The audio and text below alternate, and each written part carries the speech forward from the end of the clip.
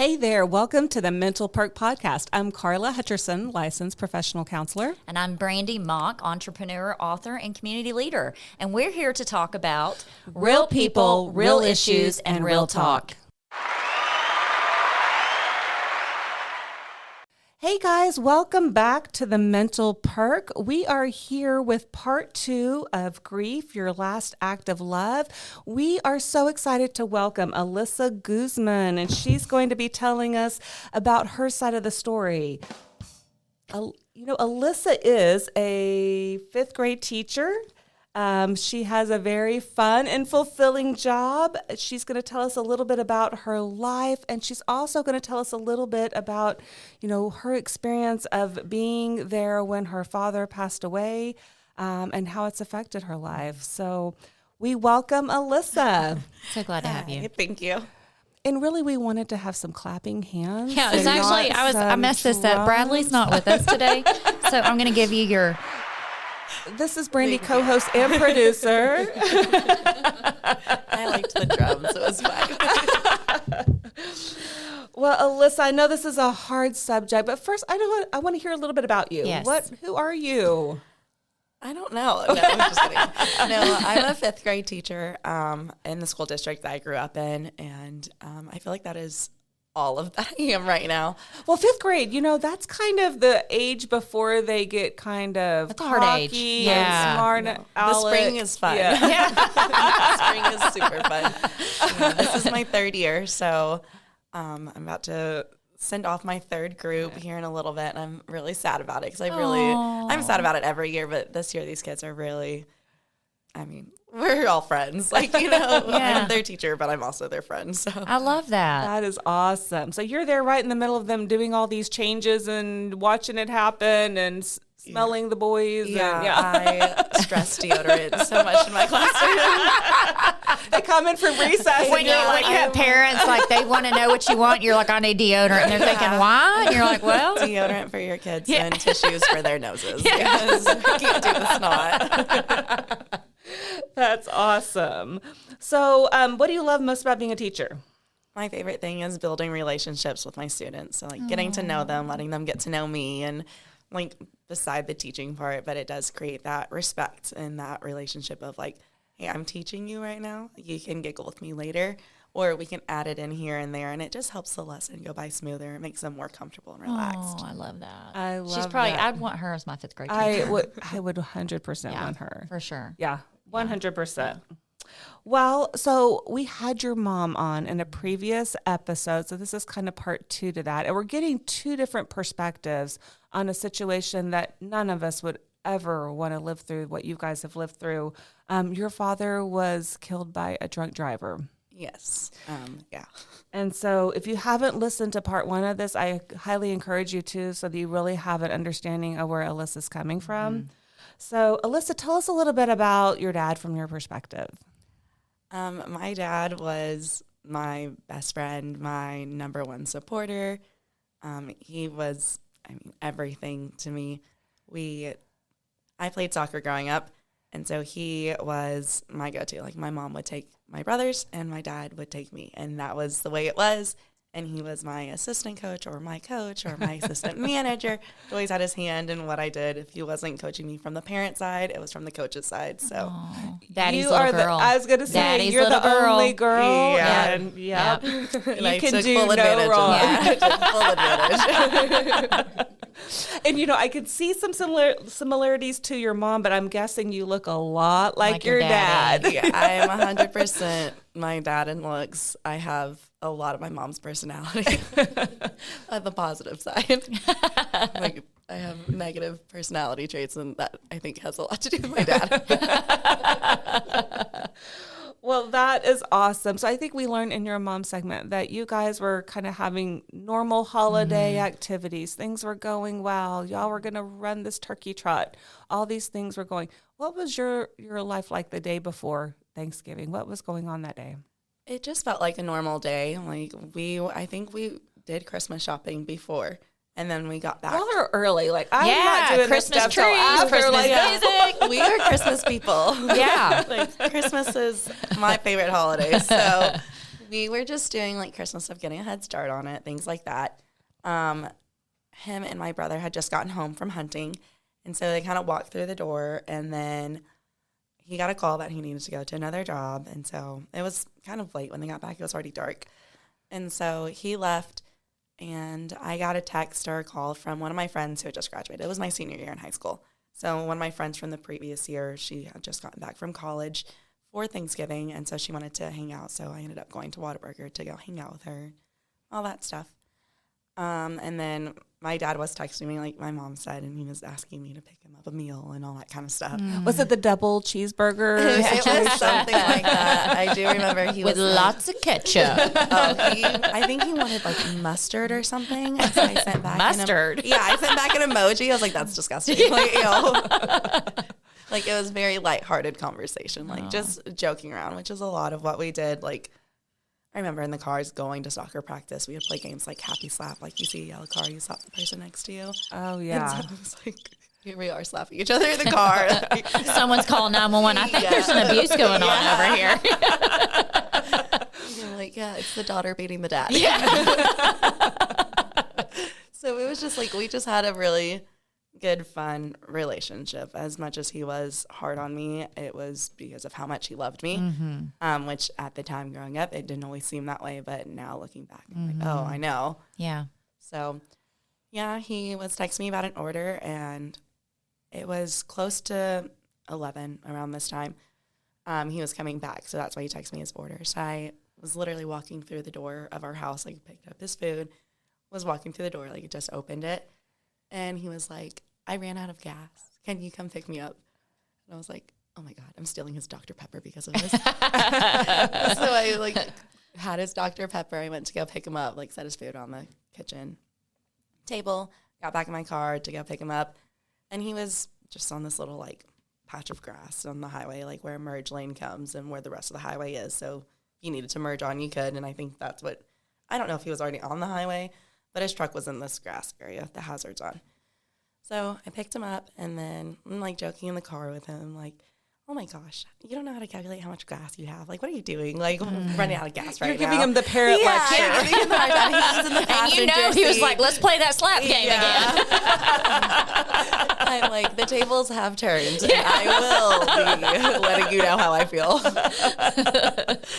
So we get in the car, and he's like, we'll just pick it up in the morning. And I was like, well, we have Thanksgiving tomorrow. Like, I think we should just get it tonight. And so he said, well, if we have gas at the house, we'll go pick it up. If we don't, we'll have to wait until morning. So it's like, okay. So he gets home, and he goes to the table, and he starts eating. So I start making my way upstairs with his Dr. Pepper. Good night. He was like, wait, are we not going to go get the truck? And I was like, oh, well, did we have gas or not? Like, you just started eating. I thought you were just ready for bed. And so he goes and checks, and he does. So we don't take my car. He had two trucks. He had his Ford, which is the one that was left on the highway, and then a Tacoma. So we took the Tacoma to go get the truck and put the gas in it. So we go, and we kind of park funny, so the light is opening, or the truck that we're in, the light is shining on the gas tank of the Ford. So as we're going over there, like, we're talking about my future. It's my senior year, and he's like, what do you want to do? I'm just like, I don't know. Like, I'm just 18. I'm just trying to figure out, like, what I'm going to wear for tomorrow. Like, I don't know about You're like, my right now future. we need to fill up your tank. Yeah. Like, there's so much going on. I have no idea. And so he was just letting me know that, like, he would always be here to support me in my future. And he wants me to have a plan because he wants me to be successful. So we're having this just conversation about how my future was going to be. It's senior year. It's a normal conversation to have, I would say, around that time. So he gets out of the car, and he goes to, I see him get the gas tank and put it up to the truck. And I'm in the passenger seat. I'm like, let me get over to the driver's seat. So I'm ready to drive away. And I'm like, I'm just going to wait a second. It was really cold. I was in shorts and a sweatshirt. So I'm like freezing in the truck. It was really cold that night. I'm like, I'm so warm right here. I don't want to scoot over yet. So I don't. I get a Snapchat from my boyfriend at the time. And so I look down, and I notice the light's getting brighter behind me. And then I'm like jolted forward, and I like come back. My seatbelt, like, it took a while to lock. I felt like my head was going to hit the dash. And as I'm pulled back up, I can like see someone like thrown across, like you see him in the air. And I just like, my immediate reaction was like, that guy must not have been wearing a seatbelt. Because I know now the car that I'm in was hit. So I'm like, he must not have been wearing a seatbelt. I see this man fall on his knees and then face down on the ground. I don't even feel myself doing this. Like, it's like an out-of-body experience. I'm unbuckling. I'm opening the door. I'm putting my phone in my wristlet, and I'm running over to him, screaming, crying, like, just, Daddy, no. And I'm running, and it's scary. And the drunk driver, I saw his car, which it's like I had eagle vision or something. I see all these things happening. His car had hit the wall that was right next to the merge to get onto the highway. So his car is like hit. It's cutting people off from trying to merge on the highway. Not that anyone was, because it was late at this time. So no one was trying to merge on, but his car is cutting it off from anyone trying to anyway. And so he gets out of the car and he like flips my dad over. So now my dad is on his back, which I'm like, at the time I was 18 and I knew like, if you see someone hurt, unconscious, don't move them. Don't touch them. Yeah. And now there's a part of me that's a little thankful because I was able to like see my dad's face. But at the time it like hurt my feelings because I was just like, I know this and you don't know this. And that's where I was like, there's something not right with this man. He, like, I'm running over, and by the time I get to my dad, he has backed away at least 10 feet away from flipping my dad over from his car. He's just kind of off by himself, and he looks totally disheveled. His hair is a mess. His shirt is, like, halfway tucked in, halfway tucked out. I'm like, he has to be drunk. I'm like, my initial reaction is this man is drunk. And so I drop down to my knees, and I'm like, I'm freaking out. I'm shaking, and I'm like, do I call 911? Like, I ask him if I need to call 911 because I'm in You're shock. in shock, like, yeah. My dad is on the floor right now. I have no idea what to do. So I ask him as I'm already pulling out my phone to call 911. And I get on the phone with him, and I'm like, my dad was hit, and they keep asking where I am. And I'm like, I'm not good with directions. Even now, I'm like, I'm on the highway. Yeah. I am going not towards North Park. Like, I'm on the highway. Yeah. I don't know You're where like I am. me. Yeah. I'm like, I'm close by my house. I'm telling you, I can see the sign. It says Merritt. It says Miles. Like, I'm on George Bush. I know that. They're asking if I'm going east or west. I'm like, I don't know. I just know this is a sign that I can see. I know that my dad is lying on the ground. There's another man here. There's a car on the wall. Like, my dad's truck is totally demolished at this point. The truck that I'm in is, like, not drivable anymore either. And so I'm just trying to get them all the information they're asking me for, and I have no idea what to do. And then other people on the highway start pulling over, and they're asking me questions, and like, have you checked for a pulse? Have you done this? Have you done that? I'm like, there's so much going on. I'm 18. I don't know what There's so I'm much doing. going on. I've obviously never been in a situation like this, so I'm like, I have no idea what to do. And not only that, but I'm sitting here trying to like comfort my dad, because to me, he is. The way I described it was, it sounded like he was knocked out in a fight or something. Like, I could hear him breathing, and I could see his chest moving up and down, but there was no consciousness. There was nothing. He was not responding to anything. And I remember, which I don't know why this is such a big detail for me, but there was a little piece of grass on his mouth, because where the median was, it was a patch of grass. And I remember wanting to grab the piece of grass because I was so worried he was going to choke on it. Out of all the things that was going on, like, he was laying there, his That's leg the one was thing you could obviously control broken. in that moment. Yeah. His leg was broken, it was bleeding, he was breathing weird. I was like, there's this piece of grass on his lip, and I couldn't even bring myself to grab it because I was like, if I knock that thing down his throat, he's going to choke and die. Like, I thought that's what was going to seal the deal. So I'm on the phone with 911. It feels like forever, and I'm trying to explain to them where I am. These people are pulling over, and I'm holding his hand, and I'm just telling him I love him. And then I see the lights of an ambulance or a fire truck. Someone shows up first, and I'm like, oh, thank God they're here. And so I hang up. Like, these random people came up, and I was like, can I please use your phone to call my mom? Because I'm using my own phone. And I'm like, can I please use your phone to call my mom? Because I have no idea what to do. There's so much going on around me. And with all of these people and things, I feel so alone. Like, it's like no one is there to help me. And so I just feel like I'm in this by myself right now, and I needed my mom because Yeah. I did not have my dad.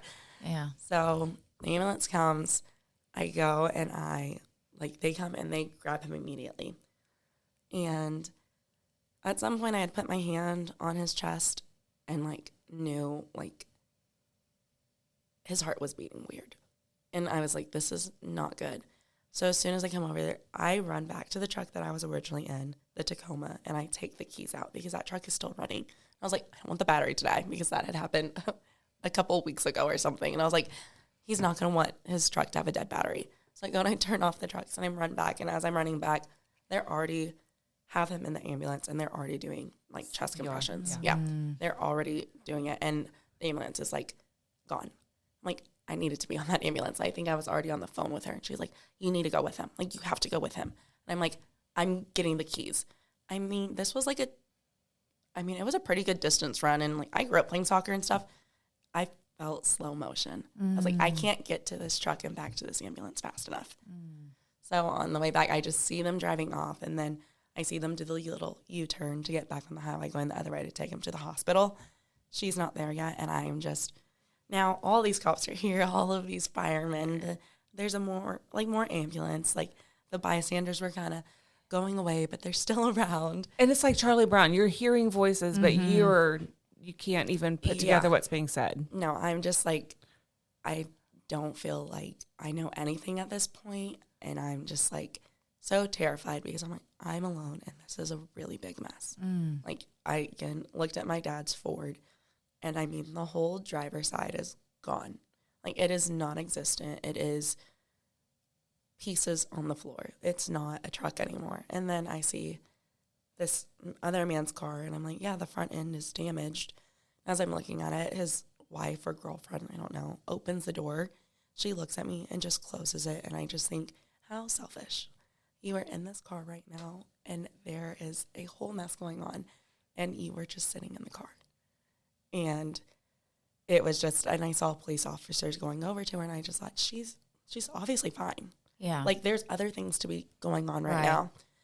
So an officer comes up to me at some point, and he's asking for my name. I think my mom ends up showing up.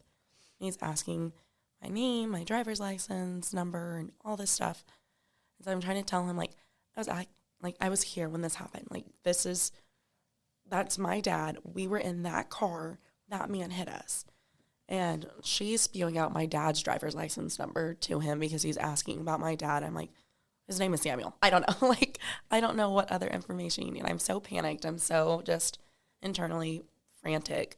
I don't know what's going on. So she ends up taking over, and they would not let us leave. I think not only with the state that we were both in, but they were like, well, we have to ask you questions, and we have to wait for the state troopers. And so for me, I'm like, I don't know anything right now. We need to go. You just want to be with your father. Yeah. I just want to leave. I don't want to be here. She's already started making calls to my older brother, to my dad's brothers, to I think our grandparents. And I'm just like, we just need to go. So finally we're waiting there. And again, I'm in shorts and it's cold. So one of the workers or the guys who are working there, it's like, do y'all want to get in the ambulance? And we're like, yeah. And they're like, we can go ahead and drive you. So we start driving, and I know that they asked for a moment if they were like, we don't know if you're religious, but could we pray in this time? Wow. So we prayed with them. And then we got there to the hospital, and we dash in, and I see my brother and my uncle. And my uncle's like, he didn't make it. First words out of his mouth. I'm like, you're joking. That was the first words out of my mouth. You're joking. So what's the time? Let me stop you, though. Mm-hmm. So how much time had gone by between the first responders getting out there and talking to you versus when you got to the hospital? Was it an hour? Do you remember? I would say it definitely felt like an hour. Okay. I'm not 100%. I know my phone call with 911 felt like an hour, and it was 5 minutes. Yeah. But I do know for a fact, we were out at the scene for a while. It wasn't just another 5-minute thing. I know that we were there for a while. My dad's Ford had a truck stamp on it to be picked up to, I guess, be towed at 12:58. Wow. And so my phone call was 5 minutes. It was at 1:01 the phone call started, or just those two things were really close in time. And then the rest was long. it took a long time to get to the hospital because we were waiting on state troopers, but they were in Dallas. So we're waiting on them. And they're making y'all wait. And they're just making us wait. And we were just like, no, like we can't wait anymore. Like this is, and so I was really thankful that The ambulance. that they were like, we'll take you. Yeah. It'll be fine. They can ask you questions later. Yeah. So we got there. My uncle says what he says. And I think he's joking. Like, I'm still like, I don't even know where I'm going at this point, but I'm going somewhere. Like, we're in the hospital. We're going to the lobby. I'm trying to make my way to where my dad is. Like, I'm about to tear through every room. Mm-hmm. My brother comes out of the side of the lobby and gives me a hug, my older brother. We did not grow up very close. And he hugged me and my knees buckled because that's how I knew, no, he's not here. Like, if he is showing me affection. Yeah. He's showing me affection. Something's wrong. This is not right. Something's wrong. Hell has frozen over. Or, like, no, my dad had passed away. So, basically. So, yeah, he hugged me. And I don't even think I cried. I think just my knees buckled. And I was like, Shock. yeah, it was just shock. And then, like, I don't know, denial Not maybe, wanting where to it believe was it. just, it was just like, this isn't real. And I remember the front desk lobby, little lady, she just kind of looked at me and put her hands over her mouth. I was like, okay, so that's obviously not a good sign. Yeah. So we finally go into the room and I see him like laying on the table and he doesn't look like him. And we can tell it's him, but it just like, I was like, that's not him. Like, that can't be him. But it was. And then we're there at the hospital. I'm sitting in a chair holding his hand. And these people, like my mom is making phone calls still. And I see some of our family. I'm like, my God, they got here so fast. Like, they live so far away. How did they get here so fast? Not realizing that time was flying by. Oh, yeah. Time is, like, It it seemed kept just like going. that. Yeah, And seemed it's like a like snap. my world has stopped. And Everything else moves on. everything else is still going. And so it was just, In that moment, did you remember a specific feeling? Did you get anger? Did you get, I mean, I know that a lot of people have described in moments like that, it's just so frustrating knowing, you can hear people in your peripheral laughing and things are carrying on. And I've heard people go, I want you to know what just happened to me. Like, did you have any of those feelings or? I would say the only thing that made me irritated was when I first got there, hearing the doctor, I think, talk to my mom or someone, he showed, like, no emotion. And, like, I know that's part of being a doctor because you're around this all the time.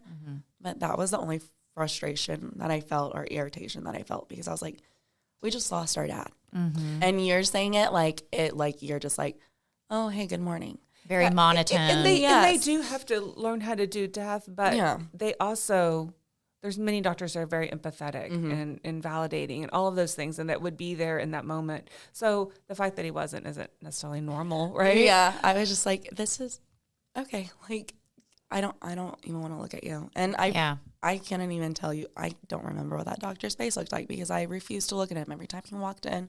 Every time because that was the only frustration. You just I lost felt. the respect. You're I like, was like, I don't even need some think you need to be in this compassion. room Yeah, right now. I need like, some compassion. let me talk to the lady at the front desk. Yeah. Like, not you because Yeah. you are not helping me right now. But that was the only thing. Other than that, everything felt frozen. Like, it just felt lonely still. Again, I'm around, my family, everyone, and I just feel so alone. And it's like, I'm still processing what I just saw. Yeah, and I was about to say, your Yeah. experience is very different than everyone else's. Yeah. You were on the scene. You saw this happen. Yep. And so your processing is very different than everybody else's. And so, even as you've gone through this process, what are some of the steps you've taken? Because I have to imagine you were diagnosed with PTSD. It has to be. Yeah. I don't think I was ever, like, formally diagnosed with PTSD. I know I have it, but it was just one of those things where my mom is great about counseling and seeking help and things like that. And for me, I'm not that way. So we did do counseling. We did family counseling for a little bit, and then we did individual counseling. But it was just something where I felt like it wasn't for me. Like, I think I was just so heavily in denial and in shock for just however long. I was like, I can't even go to counseling and talk about what's going on. And my counselor never really like pushed me there, which I get. Like, it's hard to push people to talk about traumatizing things like that. But I was like, I was so worried about what was going on with my brothers, what was going on with my mom, like how this was affecting them over myself, because it was easier that was your way to deal with it. It was easier to look at other people and then look at my own problems. Looking back, what are some of your symptoms? And I'm going to tell you, PTSD is a long process. So what are some of your symptoms then, and what are you experiencing now? So when it first happened, I could not be alone. I slept with my mom in her bed for a long time. And even, this is probably like super embarrassing to admit, but my boyfriend at the time, he would sleep over and he would sleep in my mom's bed with us as well, because I had to have someone on both sides. It was like, if I flip over and there's nothing there, I'm panicking. Like, I'm freaking out. I was scared of the dark. Like, it felt like I was 7 years old again, like not able to go anywhere without a nightlight being on. It was like I couldn't shower on my own because I was just like, what if something's happening? I'm not aware of it. Like, I need you in here. It was my mom. I need control. Yeah, I need you in here so I know that you're okay, because I can't lose my dad and my mom. Like, I can't do it. So it was just things like that. My family, we're a bunch of jokesters, you know. One of the things is we like to scare each other. And some of my brothers would scare me from behind. Well, that just little jolt forward, the little hands on my head just takes me back to being in the truck when it first happened. So anytime it happens, I'm like, you just freeze. I'm gonna see something I don't want to see right now. So there's been lots of that. I wasn't able to drive for a long time by myself. So driving to high school, my little brother was in high school with me, so I could drive to and from high school because he was there. Driving to soccer practice, my friends and I would carpool. I could drive.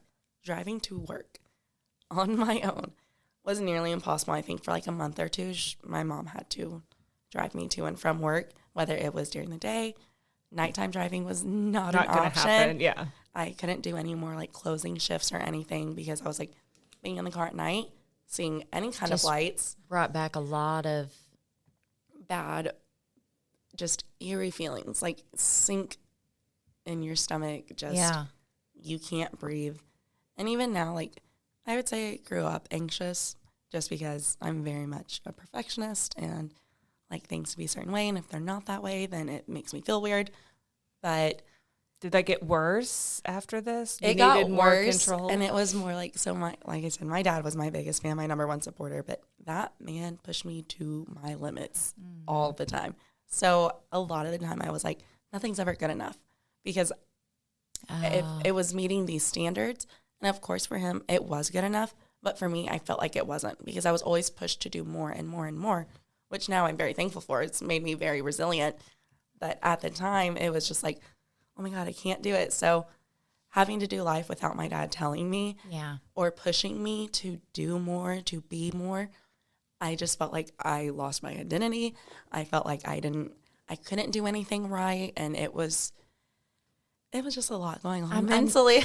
I'm sitting here listening to her as a mother. I know you are too, as a mother counselor, and thinking the event alone was so traumatic for you, but then all the pressure that you're putting on yourself because your dad's not there with you anymore. Yeah, and it's like I don't have that option to have and them now back you're like, anymore. I have to do everything perfect because I have to meet those expectations that I've created in my head. Yes, and it's like it was also so hard because I was still playing soccer at the time. So I'm like, was that a good pass? Should I have done that, or should I have done something else? Or my grades, I made a 90.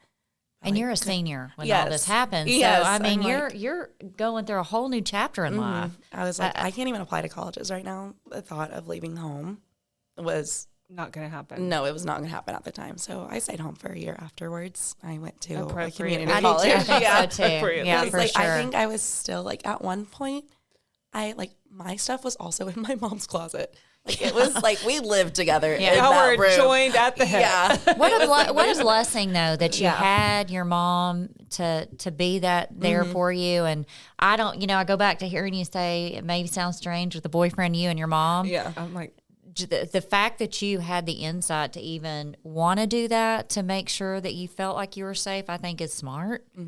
I just think it's no one knows how they're going to respond to something like this. And I know you're 18, you're an adult, but you're still a child. You're still very much so a child. I was 18 for like a month before, or maybe 2 months before this accident happened. So I was like, this is my first step into adulthood. Like, this sucks. It's not good. I want to go back to being a kid. I was like, dude, what do you mean? Yeah. And one thing about PTSD, especially in situations like this with fatalities in a car accident, a lot of times so much focus is placed on the injuries or all these other aspects that the PTSD is not even addressed for 6 months, a year, 2 years down the road. People don't even realize because they're still going through the shock of it all, and the symptoms don't sink into much, much later. Yeah. And so I'm wondering, like, you said counseling wasn't necessarily being very effective for you, but we're talking 6 and 7 years down the road. How are you dealing with some of those things as they come up? So even now, my anxiety is still pretty high, but I take medication for it, which does seem to be helpful sometimes. Like, I get car sick. Like, I will throw up in the car if I feel like the driving is not good. My mom's boyfriend has actually made me throw up a couple of times. I'm like, if I'm in the car, please don't be a maniac. He's like, here's a barf bag. Yeah. It's gotten to the point where I do think I need to start keeping one of those handy. Or like even like I like to have a good time. I'll go out and drink with my friends and my brothers and people I'm close with. And like, I don't necessarily get as drunk as they do because I feel like I have to be in control, make sure like if something is to happen, like I'm going to be coherent enough to be able to help and things like that. So I feel like a lot of it is like, what helps me is I think taking care of others.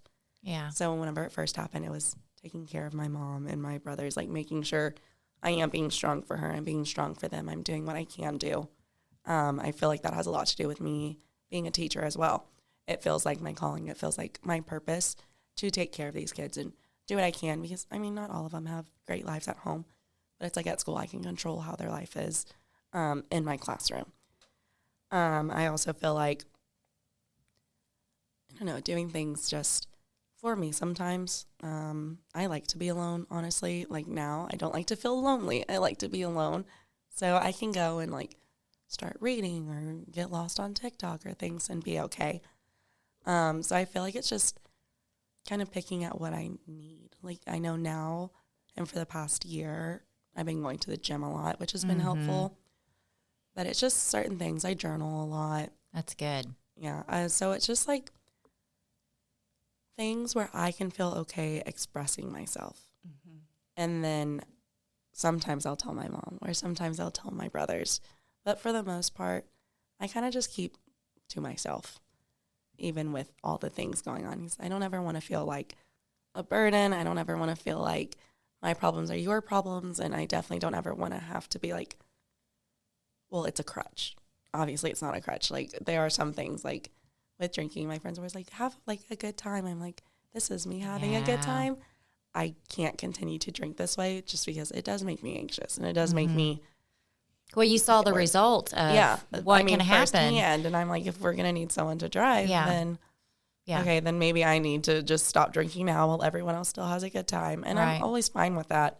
But again, I think it has a lot to do with just like, I'm able to take care of others. And I feel like that is one of the things that really makes me feel so much better. And with your mom being involved in the counseling, I'm sure she used a lot of those skills to 100%. You and your brothers get through a lot of that. Seeing in that moment you weren't able to open up in that forum, it was hard. Now I know that your mom had shared with us on the previous episode about going through the trial and stuff, and we're sitting here hearing you talk about how you've processed things the last 7 years. Yeah.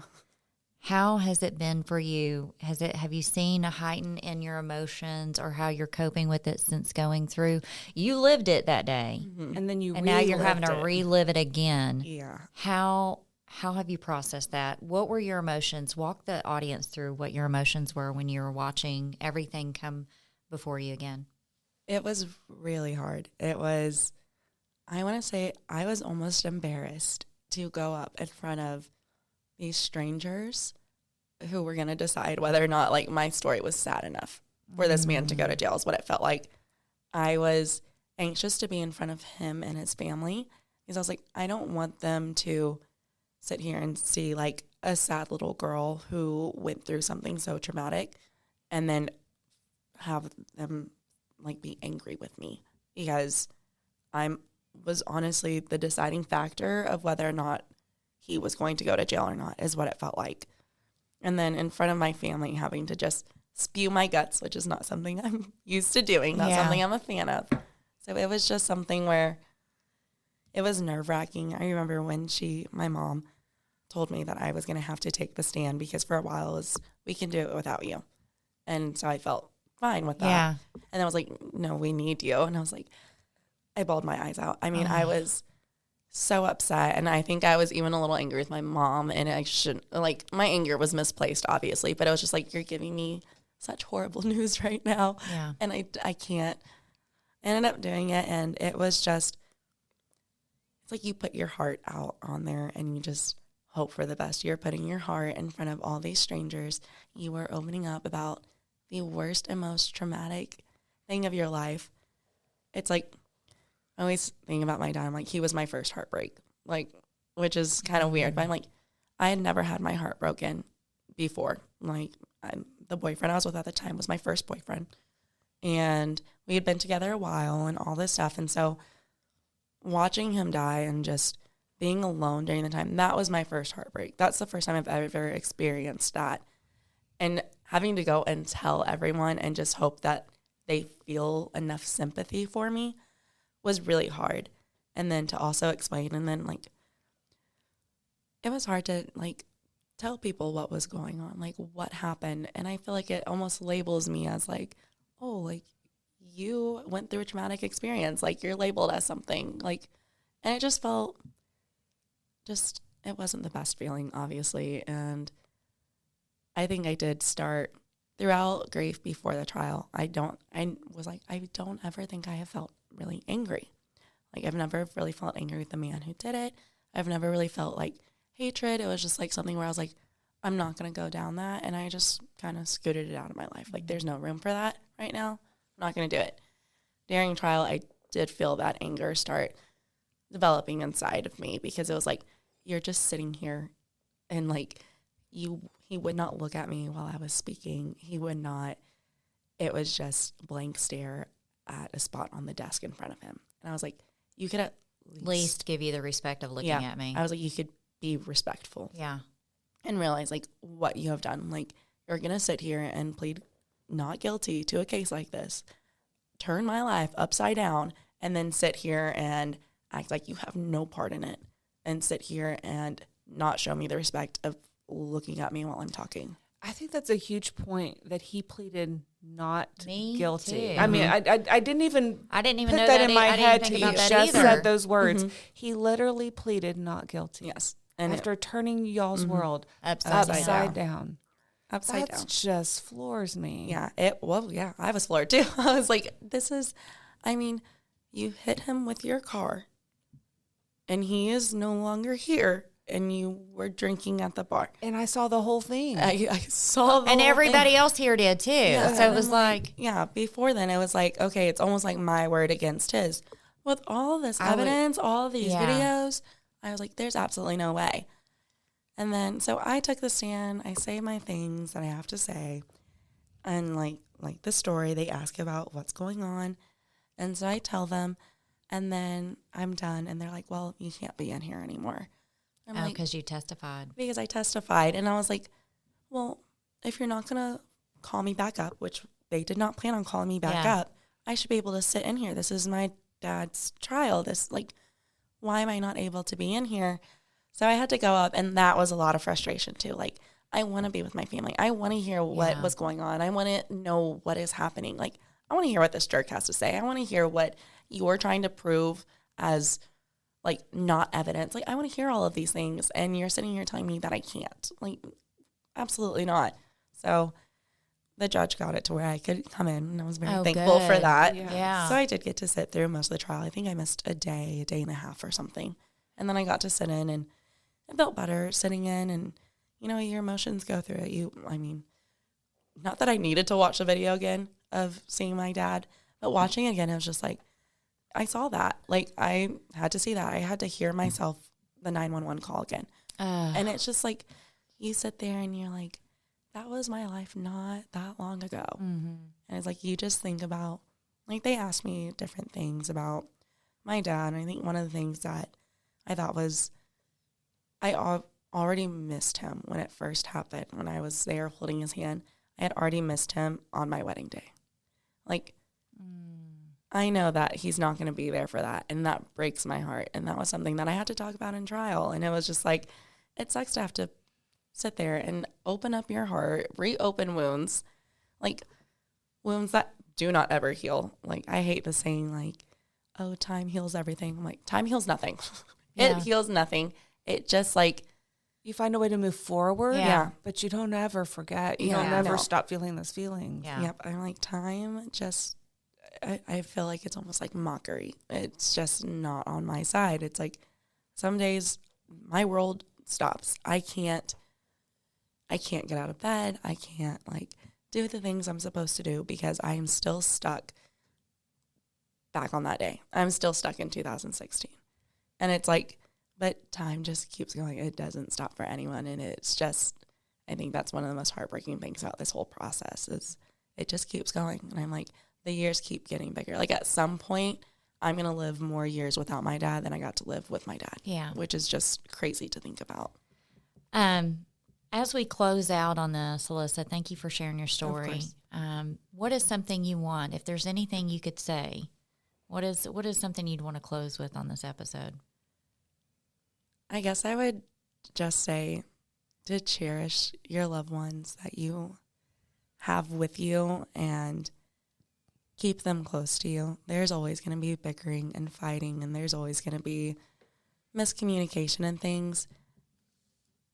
But the foundation of the love that you have for people is what gets you through anything that you go through. Well, and it sounds like I after love having that. your mom guide you and just your strength alone, I know that the listeners are going to draw off of that. So we want to thank you so much for being a guest on our podcast. And absolutely. And I do want to say, your mom is here, but a lot of who you are is who your father Yeah. instilled in you. Yes. Yes, 100%. Yes. So I know that So he gets Sammy credit still for this lives on, amazing right? woman that's here. He does live in me. Yeah. And I do want to say one last thing. If people are listening to this episode, we just want to continue to encourage you, make smart decisions. Yes. If you're going to go out and have fun with your friends, family, you do that. But please make smart decisions. Please don't get behind the wheel because it's not just your life. You could destroy the life of others. So we really want you to pay close attention to that and make responsible decisions. If you or anyone you know is struggling with any mental health issues, we want you to reach out to a friend, a trusted family member, somebody you trust. We want you to get connected with a professional. If you are having self-harm thoughts or suicidal thoughts, we want you to get immediate help. Dial 911, go to the nearest ER, or you can call the National Suicide Hotline at 988. We at Mental Perk want you to know you're worthy. We're in this together.